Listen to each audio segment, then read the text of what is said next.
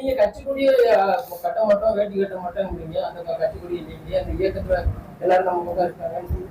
அப்ப நீங்க தனியா கொடி எதுவும் ஆரம்பிக்கிற மாதிரி ஒரு பிளானிங் இருக்காங்க? இப்பொழுதே தமிழ்நாடு முழுவதும் தோழர்கள் அவரவர்கள் விருப்பத்திற்கு ஏற்ற கருத்தியல் ரீதியான கொடிகளை, பெயர்களை அனுப்பி கொண்டே இருக்கிறார்கள். நாள்தோறும் ஒரு 10 கொடி மாதிரி அனுப்புகிறார்கள், ஒரு 10 பெயரை சொல்லி அனுப்புகிறார்கள். நாங்க எல்லாம் அமர்ந்து தனிப்பட்ட முறையில் நான் எந்த முடிவு எடுக்க முடியாது, எல்லாரும் சேர்ந்த முடிவெடுத்து அதுக்கான அது 8ஆம் தேதி 15ஆம் தேதி இதற்கான முடிவுகளாக இருக்கும். கட்சி விரோத நடவடிக்கைகள் ஈடுபட்டதா சொல்லிட்டு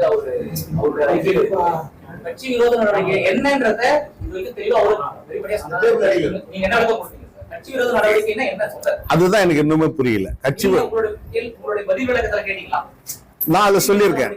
இல்ல, அவங்க சொல்வது என்பது நான் கட்சியிலிருந்து விலகி போனவரோட பேசினேன் அப்படின்னு சொல்றாங்க.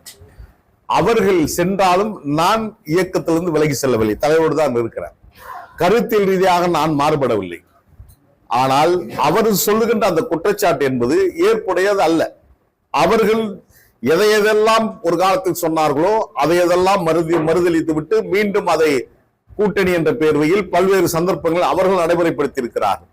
எனவே என் மீது சுமத்தி இருக்கின்ற குற்றச்சாட்டு என்பது ஒரு அபாண்டமான குற்றச்சாட்டு, எந்த விதத்தில் ஏற்றுக்கொள்ள முடியாத குற்றச்சாட்டை ஒரு ஜனநாயக பண்பு கொண்ட தலைவர் வைகோவின் வாயிலிருந்து வந்திருக்க கூடாது என்பதுதான் நாட்டு மக்களுடைய கருத்தாக இருக்கிறது, அரசியல் பார்வையாளருடைய கருத்தாக இருக்கிறது.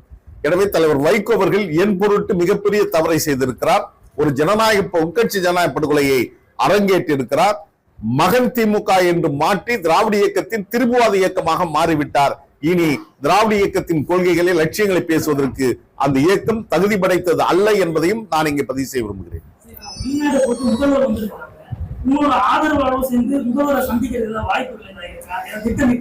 இல்ல, முதலமைச்சருக்கு 1000 பணிகள் இருக்கிறது. நாங்க ஒரு சாமானியர்கள், எங்களை சந்திச்சு என்ன ஆக போகுது? எங்களுடைய வாழ்த்துக்களை இந்த நேரத்தில் முதலமைச்சருக்கு சொல்றோம். ஒரு பல கோடி லட்சம் பல்லாயிரக்கணக்கான கோடியை முதலீடாக பெற்றிருக்கிறார்.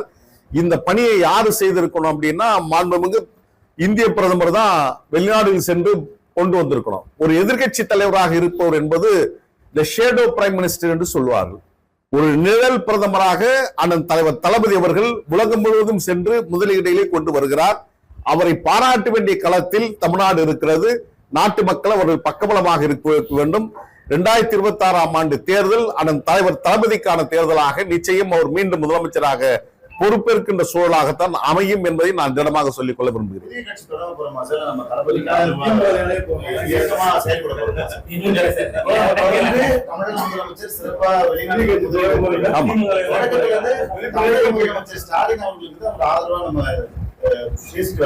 செயல்பாட்டில் நடந்துட்டு பேசிக்கணும். நம்ம இயக்கமோ இல்ல ஒரு கட்சியோ ஆரம்பிக்க போறோமா, அவர் கூட தான் கூட்டணி வைக்க போறோமா? அதற்கான அனைத்துக்கான விடையும் அண்ணா பிறந்த நாள் செப்டம்பர் 15 விடையாக நிச்சயம் இருக்கும். உங்களுடைய கேள்விக்கான பதில் அன்று நிச்சயம் இருக்கும். 15ஆம் தேதி தெரிஞ்சிடும். இல்ல, நான் நீங்க ஏற்கனவே கேட்டமா சொல்லிட்டேன். நூற்றுக்கணக்கான கொடி மாதிரின்னு காமிச்சிருக்காங்க, நூற்றுக்கணக்கான பெயர்கள் அனுப்பியிருக்காங்க. இது எல்லாமே பரிசீலனை வச்சு இறுதியாக ஒரு முடிவு எடுக்கும். அது எதுன்றது 15ஆம் தேதி தான் தெரியும். முப்பெரும் விழா என்பது அன்னை தமிழ்நாட்டின் ஆக சிறந்த முதலமைச்சராக இருந்த பேரறிஞர் அண்ணா அவருடைய பிறந்த நாள். சென்னை மாகாணத்திற்கு தமிழ்நாடு என்று பெயர் வைத்தவர் அவர்தான். தமிழ் மொழி கொள்கையில் இருமொழி கொள்கை தான் இனி தமிழ்நாட்டிற்கு உண்டு, மும்மொழி கொள்கைக்கு இனி இடமில்லை என்று சொன்னார். அதே போன்று சீர்திருத்த திருமணம், பகுத்தறிப்பாளன் தந்தை பெரியாருடைய கொள்கையாக இருக்கின்ற அந்த சீர்திருத்த திருமணத்தை நடைமுறைப்படுத்தியவர் அண்ணா அவர்கள். காலம் நமக்கு செய்திருக்கின்ற மிகப்பெரிய பழிச்சொற்களில் ஒன்று, அண்ணா நீண்ட நாள் உயிரோடு இல்லை. எனவே அண்ணா கட்டிக்காத்த அந்த லட்சியங்களை காக்க வேண்டிய கடமையில் நாம் அனைவருக்கும் பொறுப்பு இருக்கிறது என்பதை உணர்ந்திருக்கிறோம். திராவிட இயக்கம் உருவான நாள் அதே மாதத்தில் தான்.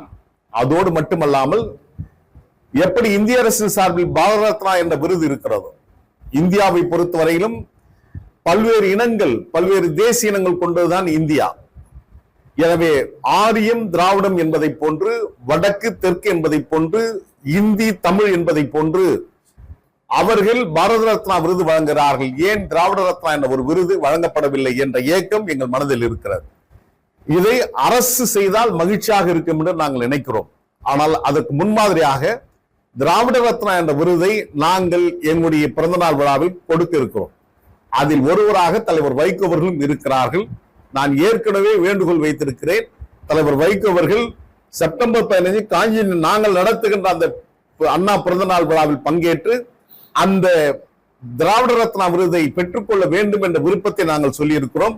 அவர் வருவார் என்று நம்புகிறோம். உங்கள் மூலமாக மீண்டும் நாங்கள் அந்த கோரிக்கை வைக்கிறோம். தலைவர் வைகோ அவர்களும் நாங்கள் தேர்வு செய்திருக்கின்ற திராவிட ரத்னா விருதுக்கு உரியவராக இருக்கிறார்.